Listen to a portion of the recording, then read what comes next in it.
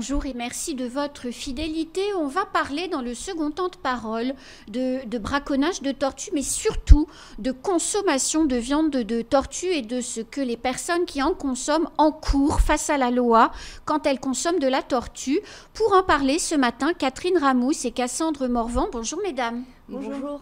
Alors Cassandre est substitut du procureur et Catherine est éco-volontaire chez les naturalistes de Mayotte et porte cette campagne de communication. Alors je vais commencer par vous Catherine.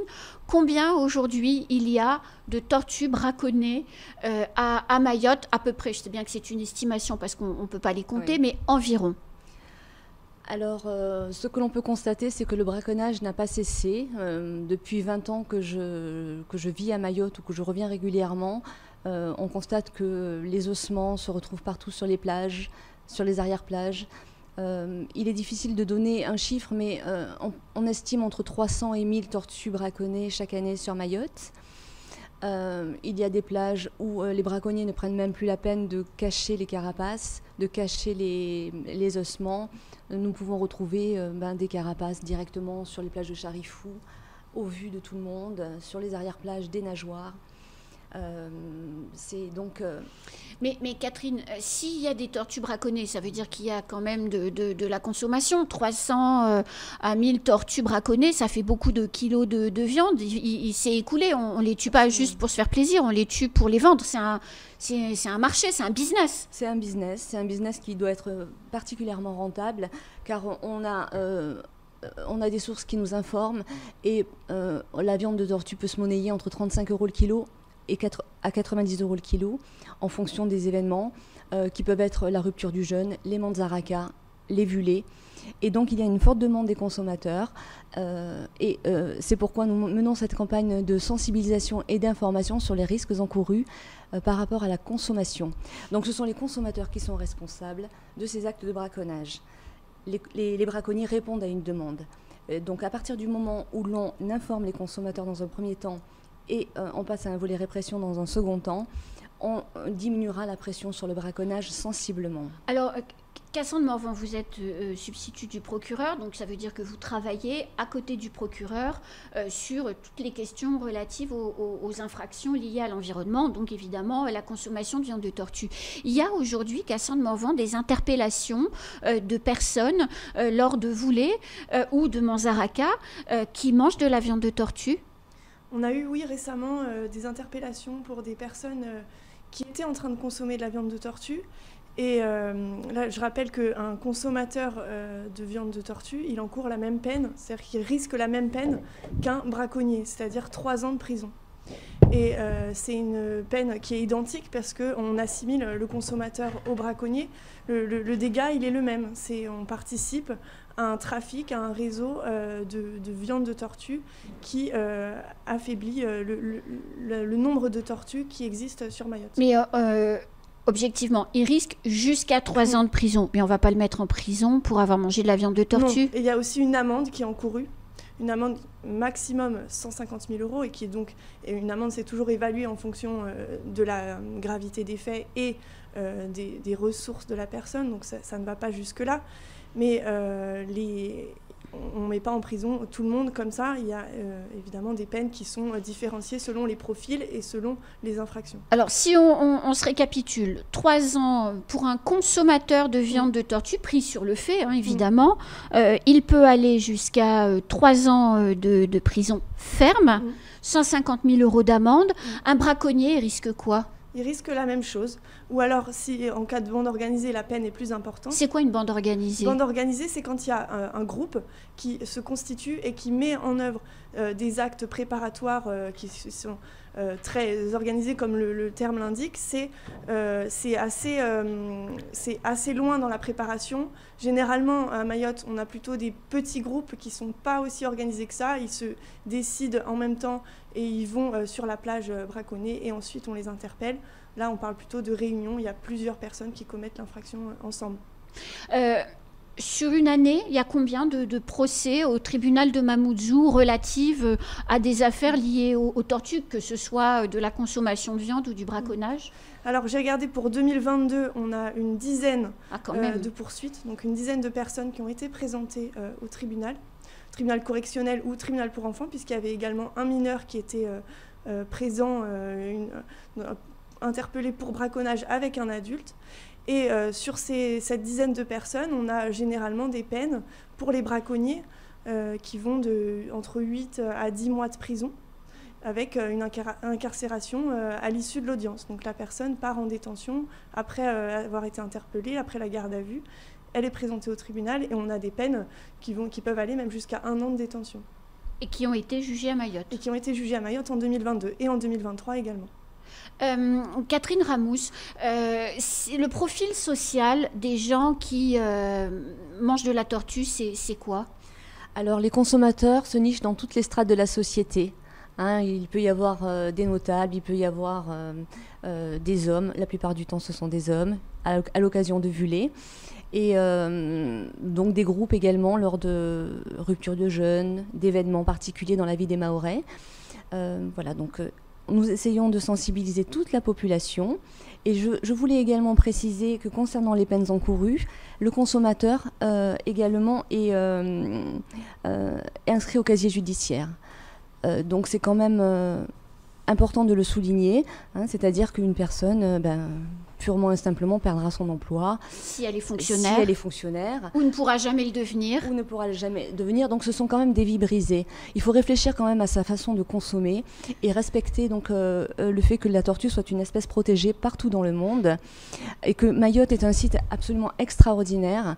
Nous sommes quand même sur une île qui accueille différents sites de ponte. Le site de Sazilé, en l'occurrence, fait partie du top 5 des sites de ponte dans le monde. Donc c'est une richesse inouïe, voilà, qu'est la plage de Sazilé en particulier et d'autres sites de ponte sur Mayotte.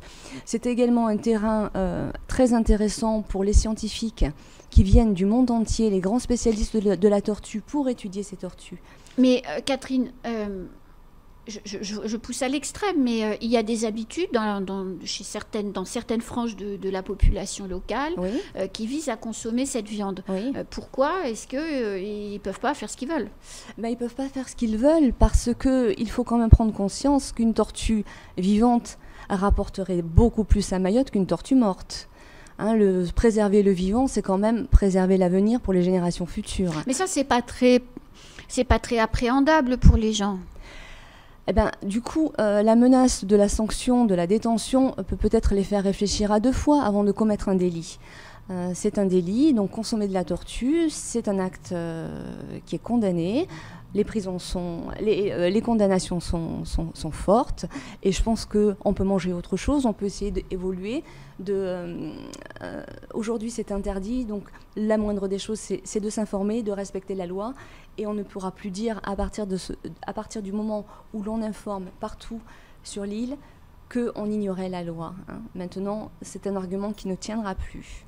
Les consommateurs seront condamnés d'emblée. On est face à une situation qui est quand même compliquée. Enfin, on le voit, où on lutte contre des habitudes. Est-ce que la sanction est le seul moyen qu'a Sandre Morvan de lutter finalement? Je pense que non, évidemment. À notre niveau, nous, on intervient au niveau de la sanction. Mais là, on est aussi là pour faire de la prévention et expliquer aux gens, que ce soit les braconniers ou les consommateurs, parce que pour les braconniers, peut-être que c'est un business rentable, comme vous l'avez dit, mais peut-être que cette menace de la détention qui est effective, qui est prononcée par les tribunaux, peut leur faire se rendre compte qu'en fait, c'est pas si rentable que ça. Est-ce que ça vaut vraiment la peine pour gagner un peu d'argent, puisque les braconniers, parfois, ce sont des gens en situation de précarité, ça, on peut l'entendre. Bien sûr. Mais est-ce que ça vaut la peine, ensuite, de faire cette peine de détention? Et pour les consommateurs, pareil. Et évidemment, la loi, elle pose des sanctions qui sont fortes, 3 ans de détention, 150 000 € d'amende encourue. Ça montre que la loi, qui reflète ce que veut la société, puisque la loi, c'est simplement le reflet de la Bien société sûr. à un moment donné. Et la société française, et la société mahoraise aussi, qui fait partie de cette société française, veut que les espèces protégées maintenant, on y fasse attention, on sanctionne gravement leurs atteintes, parce qu'on a mis un curseur qui est de dire les espèces protégées, on doit y faire attention, puisque c'est l'avenir de notre île, de notre pays. Et de l'humanité, tout simplement, parce que derrière les tortues, il y a d'autres espèces, et la destruction du vivant handicap l'espèce humaine à rester elle-même en vie. Que vous disent les braconniers quand ils sont à la barre et que vous leur expliquez, les braconniers ou les consommateurs de tortues, quand ils sont à la barre devant vous, qu'est-ce qu'ils vous disent quand vous leur dites vous n'avez pas le droit de faire ce genre de choses? Les braconniers, généralement, le savent que c'est interdit. Donc, ils n'ont pas grand-chose à répondre, si ce n'est qu'eux, ils font ça par appât du gain. Donc, là aussi, la peine, elle est là pour encore une fois, pour leur montrer que l'appât du gain, il est contrebalancé par cette peine qui arrive à la fin. Et c'est ce que nous disent aussi les associations et les forces de l'ordre qui sont aussi présentes sur le terrain, c'est que la présence des associations, la présence des forces de l'ordre, ça permet de mettre en fuite parfois les braconniers avant qu'ils puissent intervenir. Et l'objectif, c'est de les interpeller et de pouvoir les sanctionner. On dit aussi que, Catherine Ramous, consommer de la viande de tortue peut tuer. Chaque année, à Madagascar, il y a des enfants, notamment, qui meurent de consommation de la viande de tortue. Pourquoi? Oui, alors toutes les tortues ne sont pas porteuses de cette bactérie qui s'appelle le chélonitoxisme. Elle touche essentiellement la tortue imbriquée.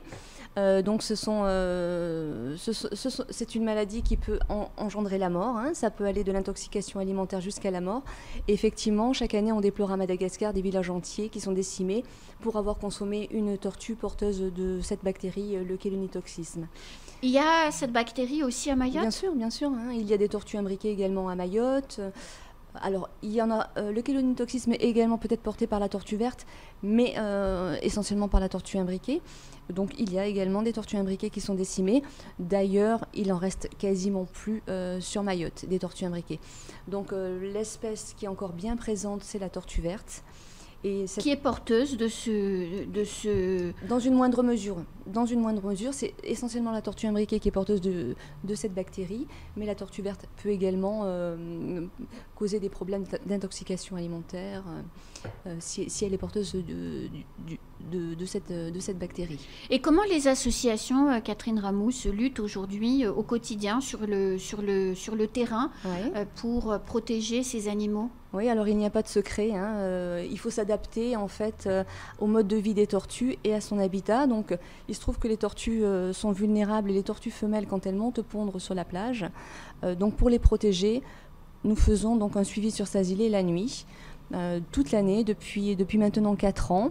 Sazilé était une plage qui était très très braconnée avant notre suivi. Depuis, le braconnage a totalement disparu. Donc il n'y a pas de secret. Pour protéger les tortues, il faut surveiller les plages et faire des patrouilles la nuit. Parce que le braconnage se déroule la nuit. Se déroule la nuit, absolument. Quand les tortues montent pondre sur la plage, donc elles ne montent pas en journée. Elles ne montent pas en journée, non. Elles montent seulement la nuit, et donc car elles sont sensibles à la lumière, aux vibrations et à toute forme de dérangement. Donc la nuit, c'est plus calme. Voilà, la nuit, c'est plus calme. Et puis, donc, il fait moins chaud sur la plage. Et donc, elles peuvent démarrer leur activité à la tombée du jour jusqu'au petit matin.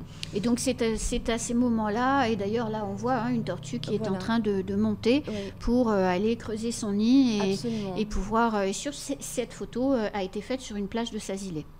Sur la plage de Sazilé. Sur la grande plage de Sazilé, qui est très très fréquentée, qui est protégée, et où on peut donc, comme je le disais tout à l'heure, accueillir des scientifiques du monde entier, et également sensibiliser des groupes entiers à l'occasion d'observation des pontes. Et avec nos bénévoles, nous avons 100 bénévoles qui font le suivi tortue sur Mayotte, sur cette plage. Avec les bénévoles, nous effectuons un suivi pour... Mais est-ce que Catherine Ramous et Cassandre Morvan, je ne sais pas laquelle de deux répondra, mais est-ce que pour améliorer encore la pénétration de cette campagne, et surtout de faire passer le message que consommer de la viande de tortue est poursuivis par les tribunaux. Est-ce qu'il ne faut pas associer les collectivités et les maires, notamment, qui donnent des autorisations pour les manzarakas, hein, puisque en général, c'est des grandes fêtes, on réserve des espaces extérieurs. Est-ce qu'il n'y a pas une implication des élus locaux qui sont aussi ceux qui parlent le plus avec la population? Absolument, ils sont invités à communiquer sur ce sujet, à bien informer leurs concitoyens sur le fait de s'abstenir de proposer de la viande de tortue lors des manzarakas. D'ailleurs, cette affiche est présente dans toutes les mairies, hein, de façon à ce que les administrés puissent la lire, s'en imprégner et puis communiquer, en parler. Et déjà, elle a touché quand même pas mal de monde sur Mayotte. Il y a beaucoup de personnes qui l'ont vue. La campagne n'est pas tout à fait terminée, mais... oui, voilà, ça commence. Ça commence, absolument. Oui. Ça commence et ça commence à porter ses fruits. Merci beaucoup, mesdames. Merci à vous. Merci. Eh bien, écoutez, c'est la fin de ce temps de parole. Tout de suite, à la suite de nos programmes.